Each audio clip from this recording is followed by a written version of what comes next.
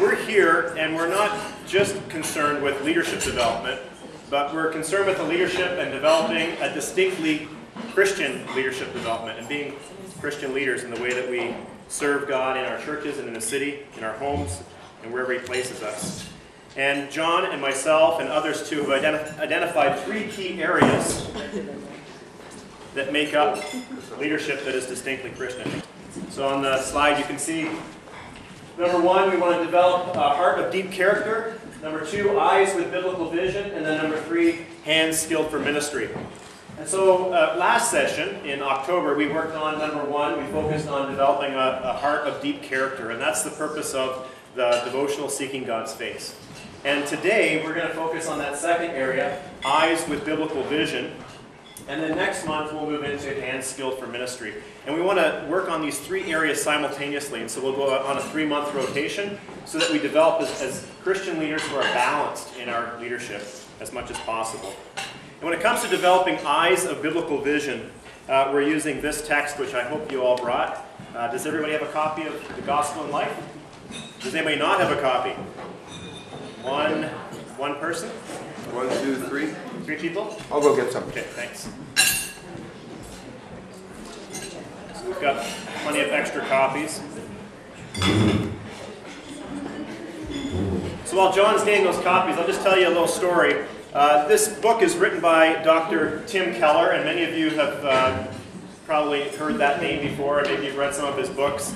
But the really neat story behind Dr. Keller is this, that in 1989 in New York City, a group of 15 people, so maybe a quarter the size of this group, they met in an apartment in New York City, and they prayed that God would give them eyes with biblical vision, that He would help them to see a way that they could plant a church in Manhattan, and specifically they wanted to plant a church in Manhattan for professionals who were having a difficult time finding a church, and then even more so, having a difficult time finding a church that they could bring their skeptical friends to, where they could ask their questions.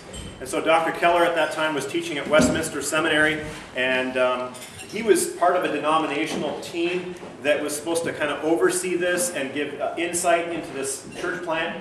And by spending time with this group of 15 people, he fell in love with them, he fell in love with the city, and he accepted the call then to plant this church, which is now called Redeemer Presbyterian Church.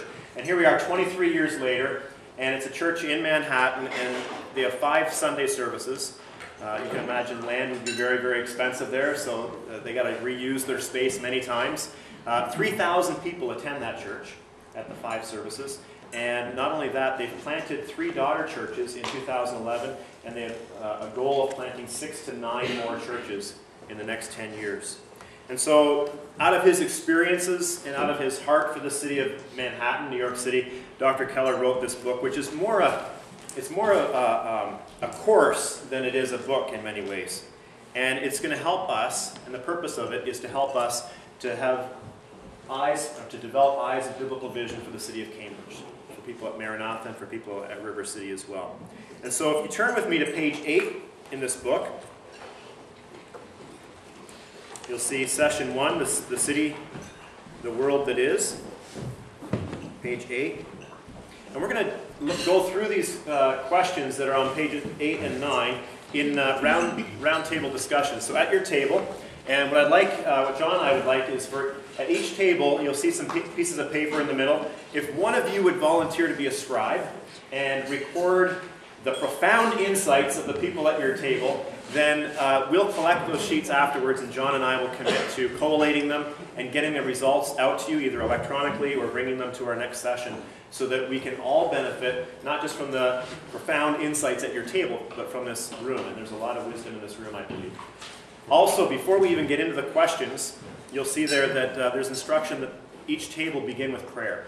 So if one volunteer from each table could pray before you begin your discussions, before you do the Bible reading, asking that God would work in your group, right? We want to acknowledge God's presence and invite Him to lead us through this process. And then also there is a reading from Jeremiah chapter 29 there. I've provided 4 copies of that passage. You'll find on the table there. Some of you might have Bibles in different translations, which will be interesting. But whatever way you decide at your table, read through that aloud together. So However you want to do that, whether it's one person or you each take turns, that would be great. And we have about 4 minutes for each of these 4 questions. And so I'll kind of flash up each question on the screen and indicate when it's time to maybe move on to the next question, so you don't have to worry about the time factor so much. And even if you're not the scribe at your table, feel free, I've got pens. If you don't have a pen, I can get you pens. But feel free to jot down insights in your books, right? It's a course book, or in your journals if you brought your journal as well. Anybody have any questions? Does anybody need a pen? 1, 2? All right.